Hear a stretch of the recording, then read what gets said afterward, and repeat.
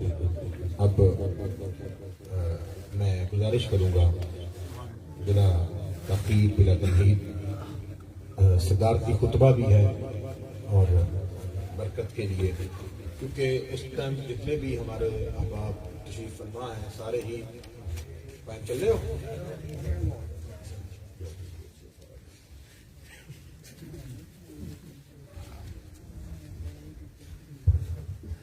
حضرات گرامی، ڈاکٹر شکیل صاحب کے بڑے ہی درینہ ساتھی ہیں، بڑے پیاری دوستی تھی ڈاکٹر صاحب کے ساتھ ان کی، اور شاہ صاحب ابھی کل ہی شاید غالباً سندھ کے دورے سے تشریف لائے ہیں، اور تھکاوٹ بھی شاہ صاحب کے چہرے سے عیاں ہے، لیکن شاہ صاحب ڈاکٹر شکیل صاحب کی محبت میں تشریف لائے ہیں۔ شاہ صاحب کو خوش آمدید کہتے ہیں، آج کے پروگرام کی آپ صدارت بھی فرما رہے ہیں۔ میں صرف 4 مصروں میں شاہ صاحب کو دعوت دیتا ہوں۔ یہ فقط عظمت کردار کے ڈب ہوتے ہیں۔ شاہ جی، مجھے یہ شعر آپ کے لیے پڑھنے ہیں، آپ کو سبق سنانے کے لیے۔ یہ فقط عظمت کردار کے ڈب ہوتے ہیں۔ حاجی جمیل صاحب تھوڑا جا ادھر میرے لگوں کر لو، تھوڑا جا، کیونکہ جڑے 4 مصرے نے نا، اے ہر ایک واسطے نہ ہے نے تے نہ ہر ایک اے مصرے سن سکدا ہے تے نہ ہر کوئی انہاں مصریاں نوں پہنچا سکدا ہے۔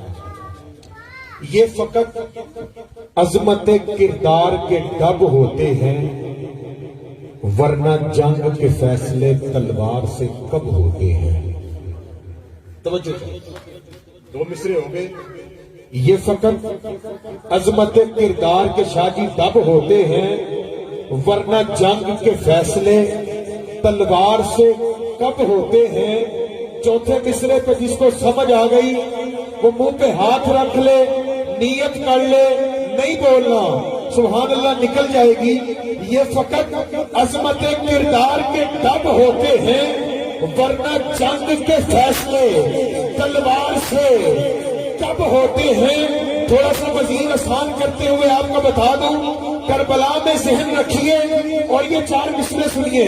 شاہ جی، یہ فقط عظمت کردار کے ڈب ہوتے ہیں، ورنہ جنگ کے فیصلے تلوار سے کب ہوتے ہیں۔ صرف تعداد پر ہی موقوف نہیں، فتح سری ملک منیر صاحب کے بچوں، پپی شاہی کے بچوں، یہ فقط عظمت کردار کے ڈب ہوتے ہیں، ورنہ جنگ کے فیصلے تلوار سے کب ہوتے ہیں۔ صرف تعداد پر ہی موقوف نہیں، فتح سری اہل حق ہو تو 72 بھی غضب ہوتے ہیں۔ صرف تعداد پر ہی، صرف تعداد پر ہی، صرف تعداد پر ہی موقوف نہیں، فتح سری اہل حق ہو تو 72 بھی غضب ہوتے ہیں۔ اہل حق ہو تو 72 بھی غضب ہوتے ہیں۔ میں ملتمس ہوں، بڑے واجب الاحترام پیر طریقت رہبر شریعت مرمردہ یا گوش ولایت محترم المقام عزت مآب حضرت علامہ پیر سید صغیر الحسن شاہ صاحب شیرازی محمودی قادری، آپ تشریف لائیں اور صدارتی خطبہ ارشاد فرمائیں اور اپنے ملفوظات عالیہ سے ہمارے قلب و روح کو منور فرمائیں۔ نعرہ تکبیر، سارے بولو جڑے تھک گئے سبحان اللہ کھانا ذرا، سبحان اللہ، جڑے نیرا تھکے ہو آکے سبحان اللہ۔ نعرہ تکبیر، نعرہ رسالت، نعرہ رسالت، نعرہ حیدری۔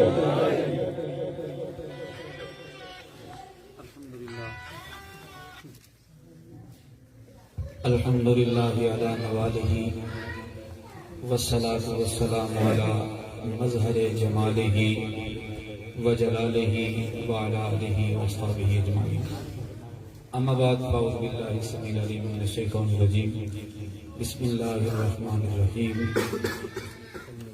ذالک فضل اللہ یؤتیہ من یشاء واللہ ذو الفضل العظیم۔ صدق اللہ العظیم وصدق رسوله النبي الكريم الأمين لي 5 في بها حر الوباء الهاتمة المصطفى والمرتضى وابنهما والفاطمة إلهي بحق بني فاطمة كبر قولي ما كن خاتمة اگر دعوت رفتنی والقبول منو دست دامان آل رسول ان اللہ و ملائکتہ یصلون علی النبی یا ایہا الذین آمنوا صلوا علیہ وسلموا تسلیما. تمام اباب مل کے پڑھ لیجئے صلاۃ والسلام علیک یا سیدی یا رسول اللہ وعلی آلک و اصحابک یا سیدی یا خاتم النبیین. الصلاۃ والسلام علیک یا سیدی یا رسول اللہ وعلی آلک و اصحابک یا سیدی یا شفیع المذنبین. عاشق و عاشقی کا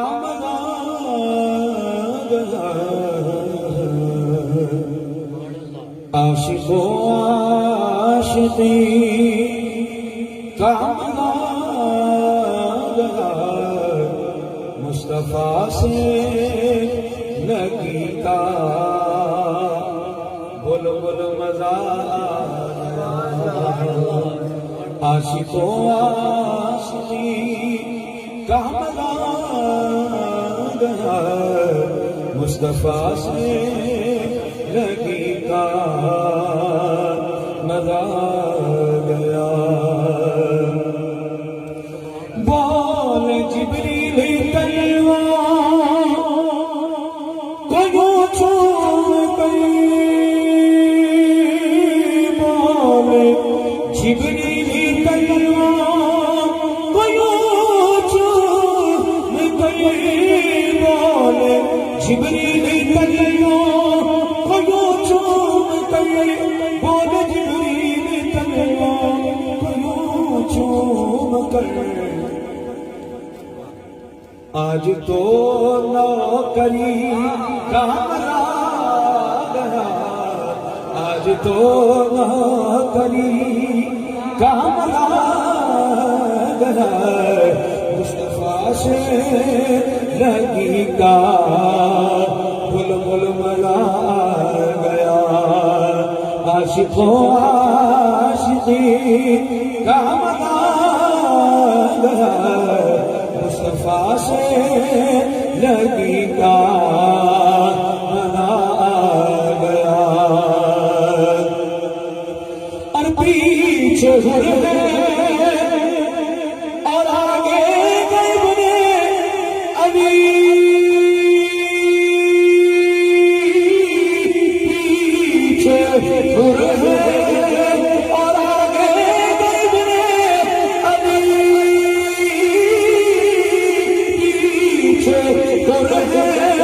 اور آگے نہیں بنے علی.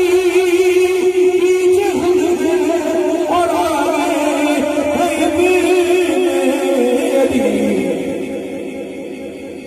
باوفا مقتدی باوفا مقتدی کا مزہ گیا. باوفا مقتدی کا مزہ گیا. مصطفیٰ سے لگی کا مل کے کہیے مزہ گیا. عاشق و عاشقی کا مزہ گیا. مصطفیٰ سے لگی کا ہے مزہ گیا. حمد و صلوات اور نبی پاک علیہ السلام کی بارگاہ مقدس میں لیازمندی پیش کرنے کے بعد قابل عزیز صاحب احترام و تقریم میرے واجب الاحترام عزت مآب گل گلشن زہرا فرد خاندان نبوت قاسم فیضان چورا شریف عزت مآب صاحبزادہ پیر سید مفتی عمر علی عثمان شاہ صاحب اطال اللہ عمرہ بطول حیاتہ. قابل عزیز صاحب احترام و تقریم نقیب دل نواز محبوب النقیب جناب سرمد عارف صاحب محمد افضل مشاہی صاحب. عزت مآب آل نبی اولاد علی سید علی شرازی صاحب رحمت برکاتہ العالیہ. سید توفیق الحسن شاہ صاحب محترم بردی شاہ صاحب اور جتنے بھی سادات کرام یہاں پر جلوہ گر ہیں. اور قابل عزیز صاحب احترام و تقریم وادی تصوف تحصیل شتپور پریس کلب کے تمام عہدیداران تمام کارکنان اور فیروز والا پریس کلب سے محترم فرید صاحب جو تشریف لائے. جتنے احباب بھی جلوگر ہیں، میں سب احباب کا تہہ دل سے مشکور ہوں کہ آپ نے اتنی عزت سے نوازا، محبتوں سے نوازا۔ انشاءاللہ اس محبت کا صلہ حضور غوث پاک کی بارگاہ سے بھی ملے گا۔ جب حضور کی آل راضی ہو جائے تو پھر مدینے کے تاجدار بھی راضی ہو جاتے ہیں۔ آج میرا دل بڑا غمگین ہے کیونکہ آج ہم ایک ایسے دوست کی برسی میں بیٹھے ہیں۔ یہ 5ویں برسی ہے ڈاکٹر شکیل صاحب کی، اور ابھی بھی دل کو یقین نہیں آتا کہ وہ ہم سے بچھڑ گئے۔ خوبصورت بھی تھے، خوبصیرت بھی تھے، با اخلاق بھی تھے، با کردار بھی تھے، ہمدرد بھی تھے، صاحب سخا بھی تھے۔ جب میں ملک منیر صاحب کو دیکھتا ہوں تو یہ جب لوگوں کی مدد کرتے ہیں تو مجھے ڈاکٹر شکیل صاحب بڑا یاد آتے ہیں۔ تو کئی مرتبہ میں نے ان کو دیکھا کہ وہ لوگوں کی مدد میں لگے رہتے تھے، اور میں اکثر اوقات کہتا ڈاکٹر صاحب آپ میرے پاس بڑا کم آتے ہیں، اب وقت کم دینا شروع ہو گیا۔ تو کہتے ہیں شاہ صاحب میں لوگوں کی مدد کرتا ہوں، جو میرے پاس آ جاتا ہے میرا دل نہیں کرتا کہ میں اس کو نہ کہوں۔ اور یہ بات میں نے نبی آخر زمان علیہ السلام سے پوچھی تو حضور علیہ السلام فرماتے ہیں جب کسی بندے کے پاس کوئی مدد کے لیے بندہ آتا ہے تو وہ مسلمان بھائی اپنے بھائی کی مدد کے لیے چلتا ہے، 70,000 رحمت کے فرشتے اس کے اوپر سایہ کر دیتے ہیں۔ بڑی آہستہ سبحان اللہ، ابھی بھی آہستہ سبحان اللہ۔ 70,000 فرشتے اس کے اوپر رحمت کا سایہ کر دیتے ہیں، اور جب تک وہ اس کی مدد کر کے واپس نہیں لوٹتا، اگر صبح کو نکلا ہے تو شام تک 70,000 فرشتے اس کی بخشش کے لیے دعا کرتے ہیں۔ اگر وہ شام کو چلتا ہے تو فجر تک وہ 70,000 فرشتے اس کی بخشش کے لیے دعا کرتے ہیں۔ میں یہ کہتا ہوں ڈاکٹر صاحب کو مبارک ہو۔ آج میں تو اتنا صاحب کشف نہیں، جو صاحب کشف ہیں وہ جا کر دیکھ لیں، آج ان کی قبر میں اللہ رب العالمین نے جو جنت کی کھڑکیاں کھولی ہیں وہ اس لیے کھولی ہیں، میں یہ سمجھتا ہوں جس کے لیے ایک فرشتہ دعا کر دے اللہ اسے جنت عطا کر دیتا ہے، اور جس کے لیے 70,000 فرشتے دعا کر رہے ہو تو پھر کیوں نہ اللہ اس کی جنت کو، اس کی قبر کو جو ہے وہ جنت کا گہوارہ بنا دے۔ جوان تھے، خوبصورت تھے، ابھی وقت بھی نہ تھا، لیکن یہ تو اللہ کی مرضی ہے۔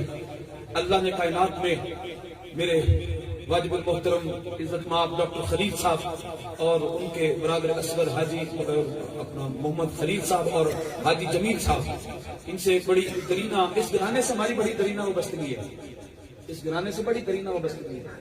جو حاجی خلیل صاحب اور حاجی جمیل صاحب کی والدہ محترمہ ہیں، ان کی روحانی نسبت ہمارے جو نانا ابو تھے، ہماری نانی اماں تھی، ان کے ساتھ بہت زیادہ تھی، تو ان کی تربیت ان کی بارگاہ میں ہوئی ہے، تو بڑے درینہ ان کے ساتھ تعلق ہے۔ اللہ تعالیٰ ان کو سلامت رکھے۔ بلکہ ایک مرتبہ میں سندھ میں جا رہا تھا تو بڑی مدینہ شریف کی یاد آ رہی تھی۔ ظاہر بات جب جہاز کا سفر کرتے ہیں تو پھر مدینہ نہ یاد ہے، تو یہاں سے جب میں کراچی ایئرپورٹ پر پہنچا تو صبح 10 بجے کا غالباً ٹائم تھا، تو بڑی مدینہ شریف کی یاد آئی، تو حاجی خلیل صاحب نے مجھے مدینہ شریف سے فون کر دیا، تو فرماتے ہیں کہ شادی اب حضور سے بات کر لیں۔ تو یقین جانے کو میں نے تو ان سے کوئی بات نہیں کی تھی کہ میرا دل تڑپ رہا ہے، اور جب یہ بات ہوئی تو پھر میری آنکھوں سے آنسو نہیں رک رہے تھے۔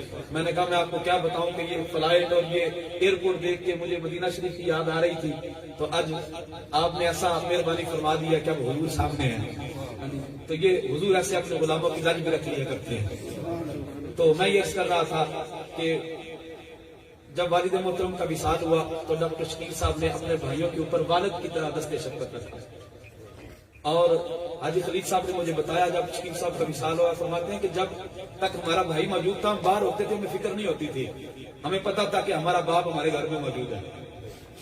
تو جوانی بھی تھی، شباب بھی عروج پر تھا، لیکن یہ اللہ کا قانون ہے کہ دنیا میں اللہ نے آنے کی ترتیب رکھی ہے، پہلے دادا آتا ہے، پھر بیٹا آتا ہے، پھر پوتا آتا ہے، لیکن کائنات سے جانے کی اللہ نے کوئی ترتیب نہیں رکھی، چاہے وہ بیٹے کو لے جائے پہلے، چاہے وہ پوتے کو لے جائے، چاہے وہ دادا کو لے جائے۔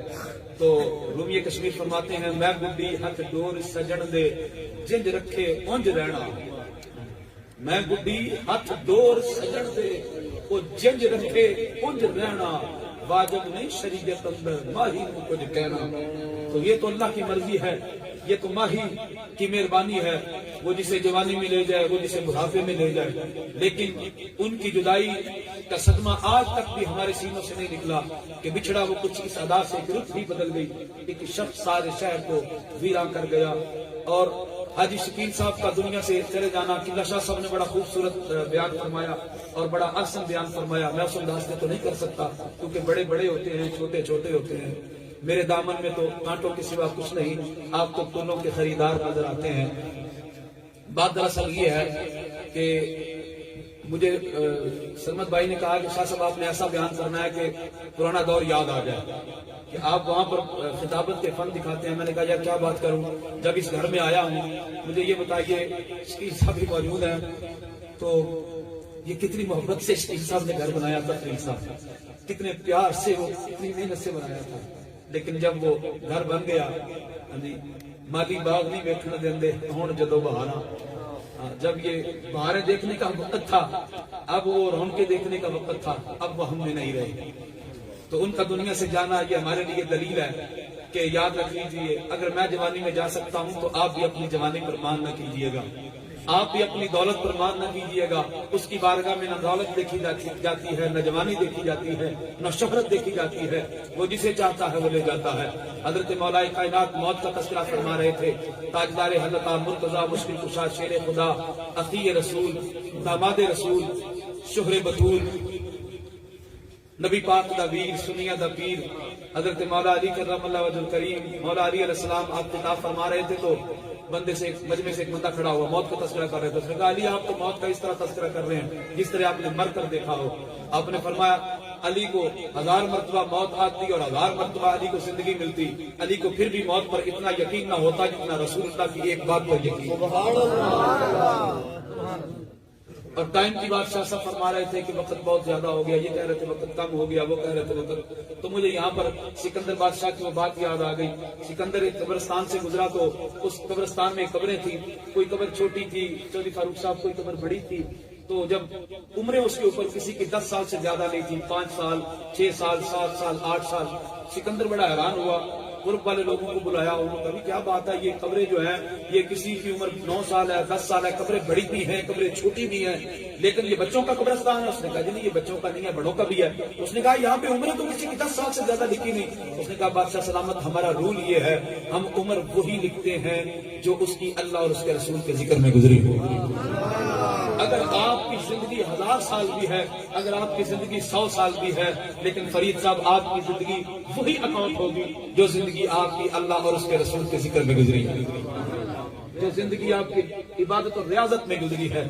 تو مجھے یہاں پر بات یاد آئی، وہ سکندر بادشاہ جب بیمار ہوا تو بڑے بڑے حکیم آئے، طبیب آئے، تو ظاہر بات وقت کا حاکم تھا، وقت کا بادشاہ تھا، تو پھر دنیا کے نامور جو طبیب تھے وہ آئے، تو انہوں نے آ کے جب علاج شروع کیا تو پتہ چلا حکیم جان گئے کہ نہیں اب وقت اخیر آ گیا، اب ان کی بے بسی ظاہر ہو گئی۔ تو بادشاہ نے اپنے رشتہ داروں کو بھی بلا لیا، وزراء کو بھی بلا لیا، اور سلمت صاحب حکیموں کو بھی بلا لیا، سب کو بلا کر کہا میری 3 وصیتیں جو ہے یاد رکھنا، میری 3 وصیتیں یاد رکھنا، توجہ ہے آپ کی، 3 وصیتیں یاد رکھنا۔ ایک تو میرا جنازہ صرف حکیم اٹھائے، دوسرا کوئی میرا جنازہ نہ اٹھائے، دوسرا میرے گھر سے لے کر میری قبر تک ہیرے جواہرات جو ہے وہ زمین پر بچھا دیے جائیں، اور تیسری بڑی معروف بات جو سکندر نے کی تھی وہ یہ کہ میرے ہاتھ کفن سے باہر نکال دینا۔ تو پوچھا بادشاہ وجہ کیا ہے؟ اس نے کہا جب حکیم اور طبیب میرا جنازہ اٹھائیں گے نا تو کائنات کو پتہ چل جائے گا اگر حکیم اور طبیب زندگی بچا سکتے تو وقت کا حاکم کبھی نہ مرتا۔ اور ہیرے جواہرات اس لیے کہا ہے تاکہ لوگوں کو پتہ چل جائے اگر دولت ہیرے جواہرات اگر یہ سب کچھ بچا سکتے ہوتے وقت کا حاکم کبھی قلم میں نہ جاتا۔ اور ہاتھ اس لیے باہر نکال دینا تاکہ کائنات کو پتہ چلے پوری دنیا پر حکومت کرنے والا سکندر آج دنیا سے رہا ہے تو خالی ہاتھ جا رہا ہے. آج اس کے ہاتھ میں کچھ نہیں ہے. تو عزیزاً گرامی قدر، یہ دنیا کی زندگی ٹیمپریری اور عارضی زندگی ہے. یہ دنیا کی زندگی، اس کے لیے تیاری کر لیجئے، یاد رکھ لیجئے. میں نے امام غزالی سے پوچھا تو امام غزالی فرماتے ہیں میں تو زندگی کی ہر نماز اس یقین سے پڑھتا تھا کہ یہ میری زندگی کی آخری نماز ہے. جب میں فجر پڑھتا تھا مجھے یقین نہیں تھا کہ مجھے ظہر ملے، مجھے یقین نہیں تھا اگر ظہر پڑھ لوں کہ عصر آ جائے، اور یقین نہیں تھا اگر عصر آ جائے کہ مغرب ملے، جب مغرب آ جائے تو یقین نہیں تھا کہ مجھے عشاء ملے گی. میں تو اس یقین سے نماز پڑھتا تھا کہ شاید یہ میری زندگی کی آخری نماز ہے. ہم کیسی امیدیں لگائے بیٹھے ہیں. میرے آقا نے صحابہ سے پوچھا صحابہ بتائیے موت کا کتنا یقین ہے؟ عرض کی یا رسول اللہ یہ یقین ہے کہ ایک دن آیا ہے پتہ نہیں دوسرا آنا کہ نہیں آنا. کسی نے کہا ایک مہینہ ملا ہے دوسرا مہینہ ملے گا کہ نہیں ملے گا. کسی نے کہا ایک سال ملا ہے پتہ نہیں دوسرا سال ملے گا کہ نہیں ملے گا. حضور علیہ السلام فرماتے ہیں تمہارا اتنا دور خیال ہے یا رسول اللہ پھر فرما دیجئے. فرمایا میں محمد فرماتا ہوں سنیے کان کھول کے سنیے. حضور فرماتے ہیں میں تو یہ کہتا ہوں اگر ایک سانس اندر چلا گیا ہے پتہ نہیں اس نے واپس باہر آنا بھی ہے کہ نہیں آنا. کس خوش فہمی میں پھر رہے ہیں. آج ملک منیر صاحب ہم بھائی کا حق کھاتے ہیں. آج ہم کسی کے پلاٹ پر قبضہ کرتے ہیں، آج کسی پر ظلم کرتے ہیں تو ہمیں پتہ نہیں کہ ہم نے اللہ کی بارگاہ میں جواب دے ہونا ہے. آج ہم کسی کے ساتھ زیادتی کرتے ہیں. میں حج کے لیے نکلا ہوں میرا بھائی بھوکا ہے، کیا اس سے حساب نہیں ہوگا؟ اور تو رنگ رنگ کے کپڑے پہنے، وہ تیرے بھتیجے جو ہیں ان کے تن پر کپڑے نہیں ہیں، کیا اس چیز کا حساب نہیں ہوگا؟ عبادت ضروری ہے، نماز پڑھو فرض ہے، روزے رکھو فرض ہے، زکات دو فرض ہے، حج کرو فرض ہے. لیکن یاد رکھ لو اللہ نے اس مقصد کے لیے تو انسان کو پیدا نہیں کیا تھا. علامہ اقبال رحمۃ اللہ علیہ کی مجھے وہ بات یاد آتی ہے. آج کے لاہوری فرماتے ہیں کہ درد دل کے واسطے پیدا کیا انسان کو، وگرنہ عبادت کے لیے کم نہ تھے کو بیان.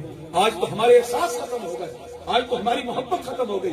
حضور نے تو فرمایا تھا کہ مسلمان تو ایک شجر کی طرح ہے، ایک درخت کی طرح ہے. اگر اس درخت کے ایک پتے کو بھی تکلیف ہو تو پورے درخت کو تکلیف ہوتی ہے. آج کشمیر میں قسطیں لٹ رہی ہیں، کس کو فکر ہے؟ آج بچوں پر ظلم ہو رہا ہے. ایک نانا پڑا ہے اور اس کا پوتا جو ہے نواسا جو ہے وہ رو رہا ہے. کوئی ہے اس کی خبر لینے والا؟ آج بیٹیوں کی عزتیں لوٹی جا رہی ہیں، ہے اس کی خبر لینے والا؟ آج برما میں بچوں کو کاٹا جا رہا ہے، مسلمانوں کو ذبح کیا جا رہا ہے ان کی خبر لینے والا؟ آج مسلمانوں کے ساتھ کیا ہو رہا ہے ان کی خبر لینے والا؟ آج کسی کے گھر میں راشن نہیں ہے. آج ایک بھائی اپنی بیٹی کو گھر میں رخصت کرنے کے لیے پریشان ہے، ہم مدد کے لیے نہیں جاتے. ہم یہاں پر بیٹھے ہیں، یہ ہمارے لباس، یہ ہماری ٹوپیاں، یہ لاکھوں روپے خرچے، یہ ہمارے پروٹوکول. یاد رکھ لیجیے یہ کام نہیں آنے والے. اور سکندر نے کہا تھا کہ جب ہاتھ خالی نکالے باہر کائنات کو پتا چلے وقت کا حاکم دنیا سے جا رہا ہے، تو آج خالی ہاتھ جا رہا ہے. احساس ختم ہو گئے. آج میری بیٹی نے سر سے دوپٹہ اتار دیا اور کہا میرا جسم میری بندی.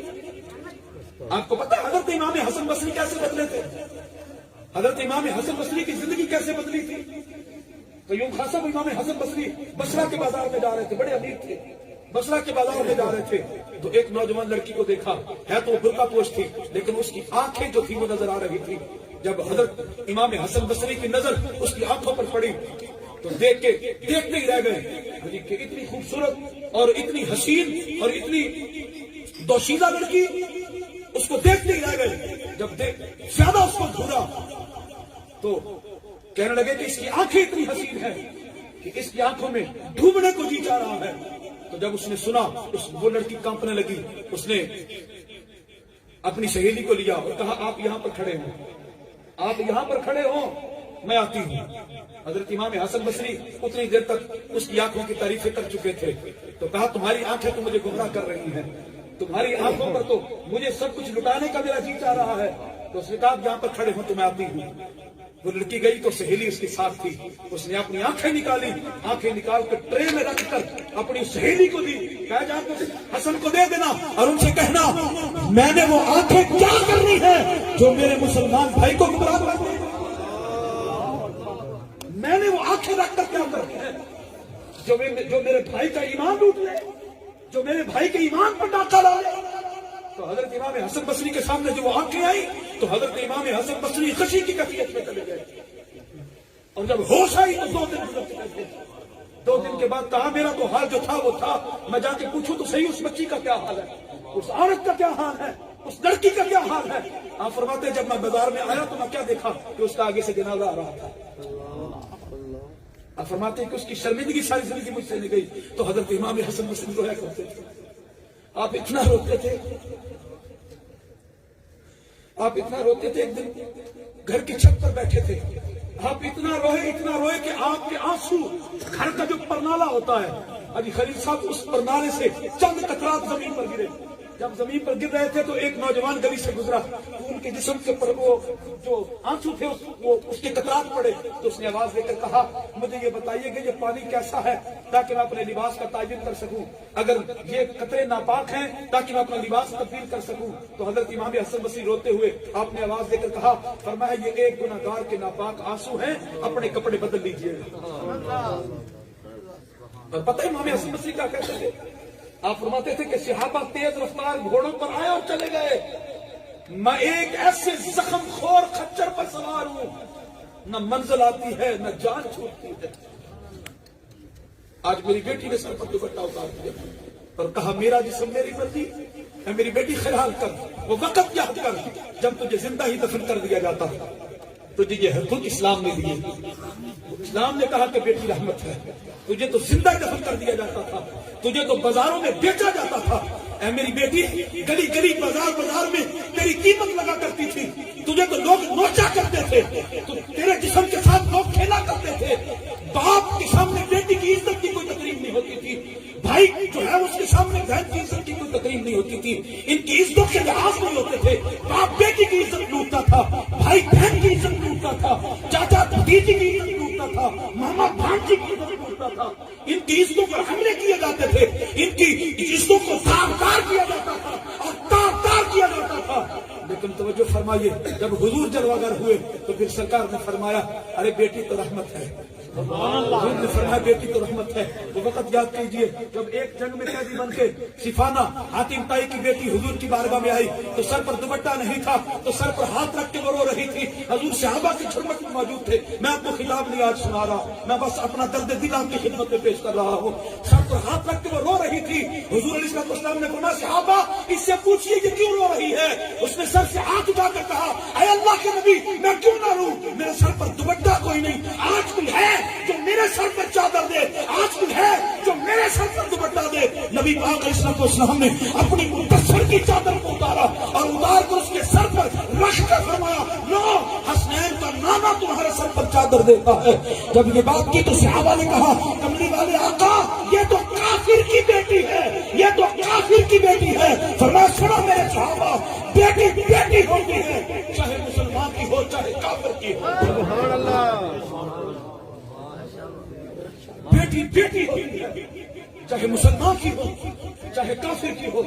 آج میری بیٹی دوپٹہ اتار کر کہہ رہی ہے میں آزادی چاہتی ہوں. تجھے تو اسلام نے آزاد کیا, اسلام نے تجھے رحمت بنایا, جس کے لیے لوگ نمازیں پڑھتے ہیں, جس کے لیے لوگ حج کرتے ہیں, جس کے لیے لوگ زکاتیں دیتے ہیں, جن کے لیے لوگ خیراتیں کرتے ہیں, جن کے لیے لوگ نمازیں پڑھتے ہیں, جن کے لیے آپ بھی فجر پڑھتے ہیں, جن کے لیے آپ بھی ظہر پڑھتے ہیں, جن کے لیے آپ بھی عصر پڑھتے ہیں, جن کے لیے آپ بھی مغرب پڑھتے ہیں, جن کے لیے آپ بھی عشاء پڑھتے ہیں, عیدین پڑھتے ہیں, جن کے لیے آپ جناب حج کرتے ہیں, جن کے لیے آپ طواف کرتے ہیں, جن کے لیے آپ سعی کرتے ہیں, وہ جنت تو اللہ نے اس عورت کے قدموں میں رکھ دیا ہے. اور کیا آزادی چاہتی ہے, اور کیا عزت چاہتی ہے میری بیٹی. میری بیٹی جس عزت کا تم, جس آزادی کا تم اعلان کر رہی ہو, یاد رکھ لو تم تو میری بیٹی کو گمراہ کر رہی ہو, تم تو میری بہن کو گمراہ کر رہی ہو. جس آزادی کی تم بیٹی بات کر رہی ہو, یاد رکھ لو وہ ایک ایسی خوفناک آزادی ہے کہ پھر وہی وقت آ جائے گا جب تمہاری عزتوں کے ساتھ کھیلا جائے گا, پھر تمہارا کوئی تحفظ نہیں رہے گا. اور اسلام کو قید کرتے ہو, اسلام تو اتنا پیارا مذہب ہے, اسلام میں سب سے مقدس اللہ کی کتاب ہے جس کو غلاف میں رکھا جاتا ہے. اللہ کا قرآن ہے جو تمام نبیوں کی کتابوں کی سردار کتاب ہے, اس کو غلاف میں رکھا جاتا ہے. اور کائنات میں سب سے مقدس بیت اللہ شریف ہے جس کو بھی غلاف میں رکھا جاتا ہے. اور مسلمان سب سے مقدس اپنی بیٹی کو سمجھتا ہے, اس کو بھی غلاف میں رکھا جاتا ہے. سبحان اللہ. اس کو بھی غلاف میں رکھا جاتا ہے. آج وہ کہنے لگی میرا جسم میری مرضی، تیری مرضی نہیں ہے، وہ اللہ کی مرضی ہے۔ اللہ نے تجھے زندگی دی ہے اس لیے تاکہ تو اچھے اعمال کر کے اس کی بارگاہ میں دکھائے۔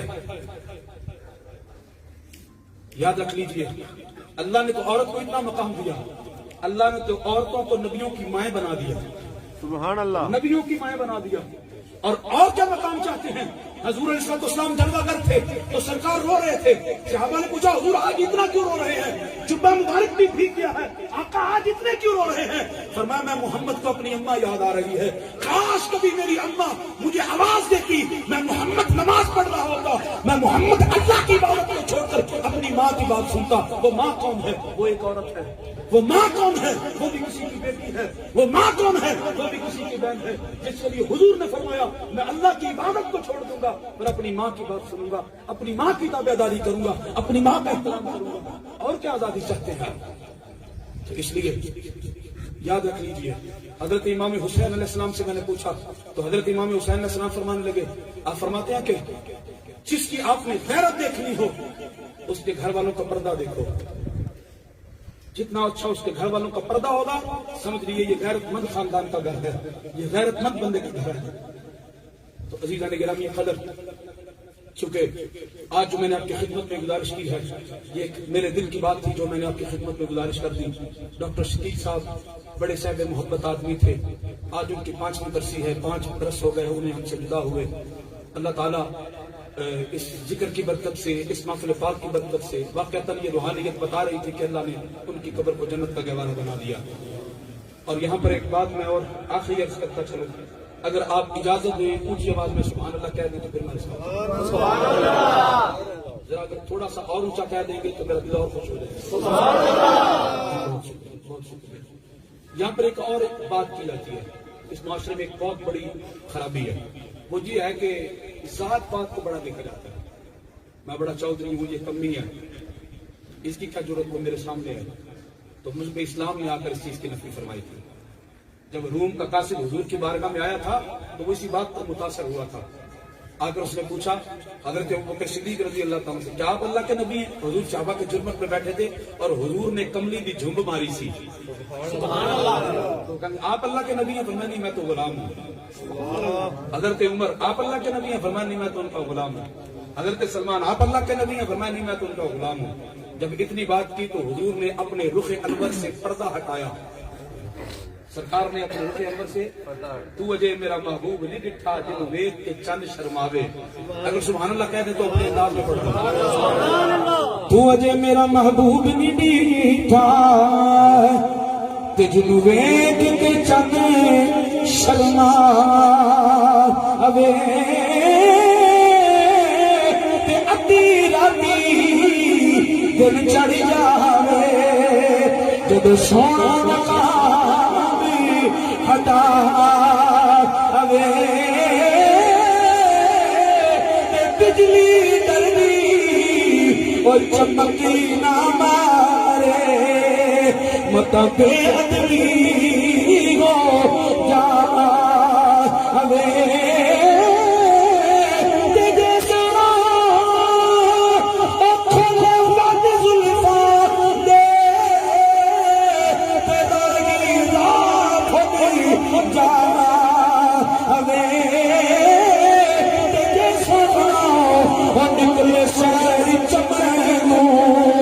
پورا چمن شیش دیوا